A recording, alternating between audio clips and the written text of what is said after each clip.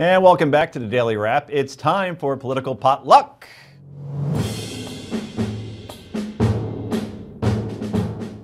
And you know the drill. Political Potluck is where each of us brings a story to the party, just like bringing a dish to a potluck dinner. And again, I've never been to one in my life, but I'm here every night doing it.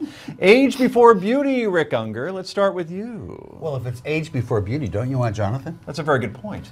We'll have to go with Jonathan. Yeah, No, we're he's beautiful. much older than me. Let's do this inverse alphabetically, Unger. So the governor of Illinois today. Blago? Not Blago. Blago's long gone. I hear that. Governor I go Blago. Rauner, Bruce Rauner, I think that's how you pronounce his Muscle name. memory. Has told the world that he intends to do away with fair share in unions. Let me explain what that means. There are public unions that have people who work in the same collective bargaining group who are not members of the union. Under the law, the union has to represent those people. Because they represent them and they get the same deal that the union members get, they pay dues. Now, those dues can be segregated from political contributions under the law if that's what the person wants, but they do have to pay for what they get. Otherwise, they're not paying their fair share. The governor wants to do away with that. I think that is a terrible idea because it goes from a fair share to a fair ride. Do you think that this will actually be held up? In other words, governors have had success lately against unions in Midwest states. Well, they have, and I think Heather's going to point out a case that might prove to be critical. Just within the last year, the Supreme Court said that they can do that. And part of it, the reason is because it's your First Amendment right not to engage in political speech. The idea is that all unions are political, everything they do is political, and therefore, even if they try to parse out the monies, ultimately you're giving money to something you don't want to. So I think the governor was quite brilliant here because he knew that argument, he knew that case, and he knew that the Supreme Court was sort of begging for an opportunity to shut this down, and he went for it. Well, here's the issue. Heather could absolutely be right. On the other hand, they very carefully limited the case that she's talking about to, it was also in Illinois, and it involved health home care workers who they basically said they're not your typical worker in a public, they basically work for a private employer. They don't work for the city or something like that.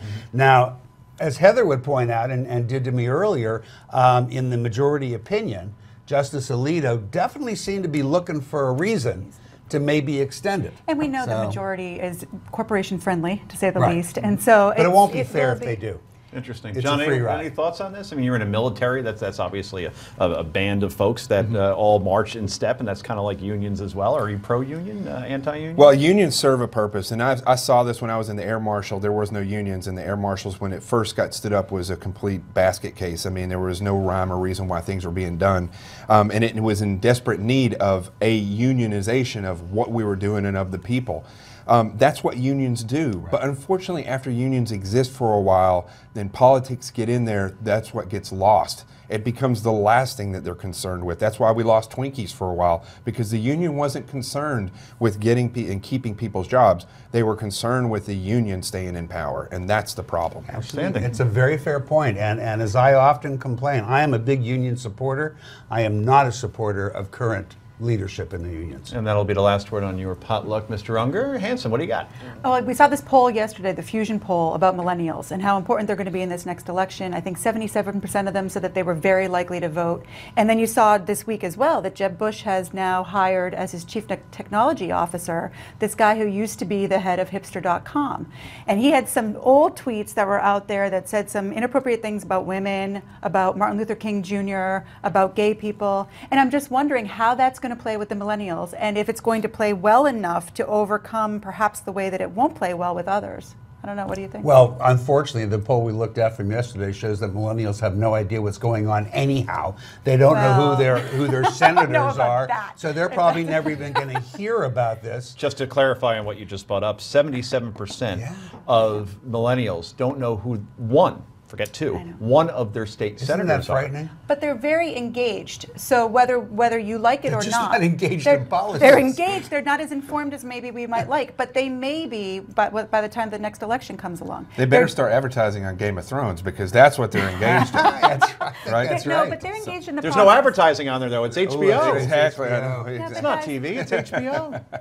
That's not really fair to the millennials. I mean, I understand what the poll said, and I know who found their senator is. I get it, but I think think that they are engaged in the things that are most important to them and may not Which realize is the importance. Well, they getting are high, which no, I understand. that is- That's important. They high. what? Yeah, No, what's- they're engaged in what's important to them. Rick, that same poll showed that their biggest concern was the economy, and that's all of But our they don't biggest know who concern. their senator is. Listen, I get it, but they're going to learn, and in the meantime, are they going to be okay with somebody on Bush's panel that had these types of tweets out there? But Because I that's- think a lot of the millennials are very open to gay people, very open to women's rights, and very open to Martin Luther And King Jr. we gotta end it there. Maybe they won't care about Bush anyhow. Anyway, I'd just like to say, being from New Jersey, that I know that Robert Menendez and Cory Booker are my senators, and being a millennial, boom. Anyway, coming up next, more on Political Potluck. This is the Daily Wrap, and it's only on Newsmax TV.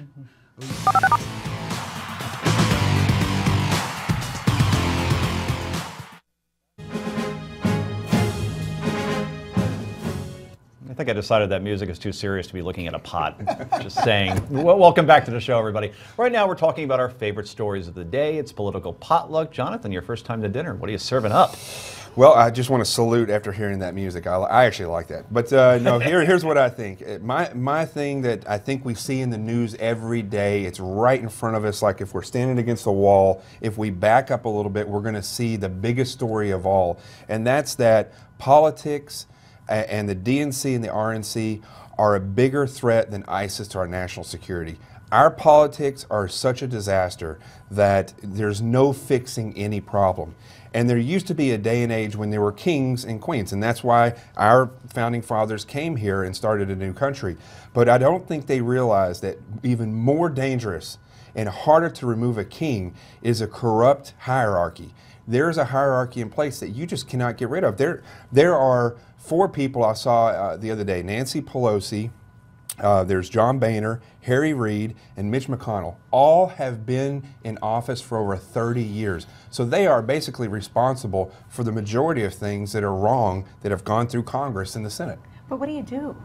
I mean, they're being reelected. We talked about this Right. yesterday. They're being reelected. So what do you do? How do you fix it? It's got to start from the ground up. I think that's an overwhelming. Constitutionalists, and I believe in our Constitution, I just think one thing that needs to be fixed, and I don't know if you have to do it in the Constitution or not, but politicians need to be held accountable. You're an attorney. Rick is kind of an attorney. So, but are you an attorney? No, you're an attorney. Well, I'm a game show host. Okay. So all 3 of you, if you Stayed don't in do Holiday your Inn job last and night. you injure the client, you can be sued for malpractice. I wholeheartedly agree with your initial statement. I truly do. I completely feel that way.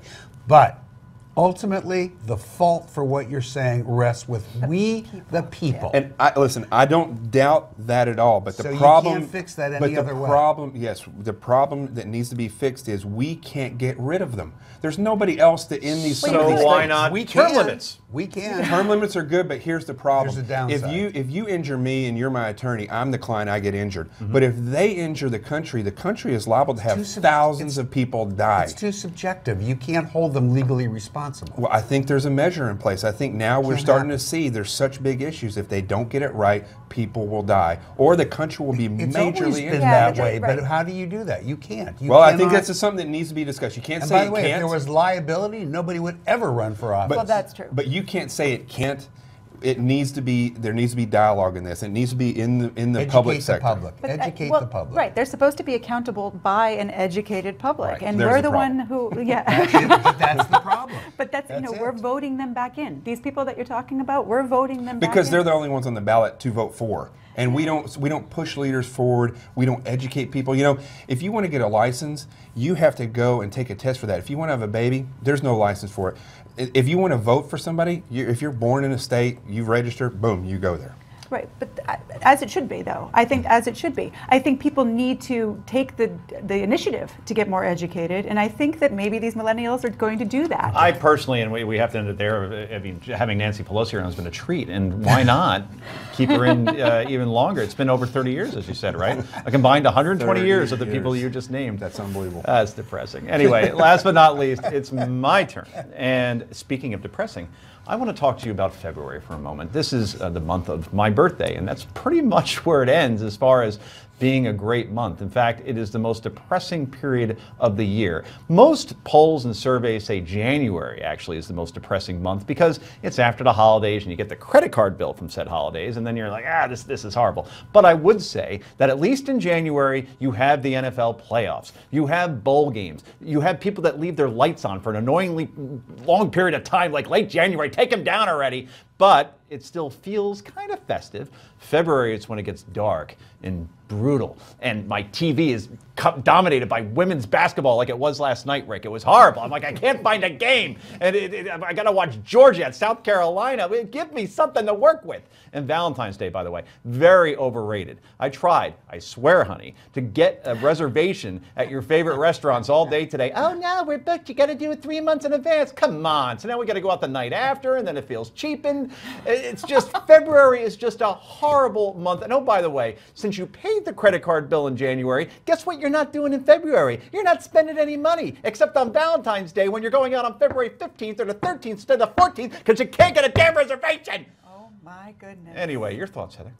I didn't realize you were quite so high maintenance about getting your reservation and having your birthday and what you're going to watch. Be a little flexible, Joe. There was Women's basketball is awesome. Daytona 500 is in February. Oh, it is. A lot of noise don't there. like- But all we heard was, it's your birthday. Right. You're actually fishing for presents from an entire television That would- audience? Well- Have you no shame? I'm not fishing at all because That's all my I birthday heard. It's is my exactly birthday. 6 days from now on February 16th when I was born at 11:21 a.m. and my email is joeconcha@rocketmail.com in Now case give you want your to send address so an they can send e-card. checks. That's a very good point. We Yeah. should do that. Anyway, we got to go to break. Coming up, an all-women's college is becoming more diverse, but that doesn't mean there aren't letting men enroll. The story is next. This is the Daily Wrap, and it's only on Newsmax TV.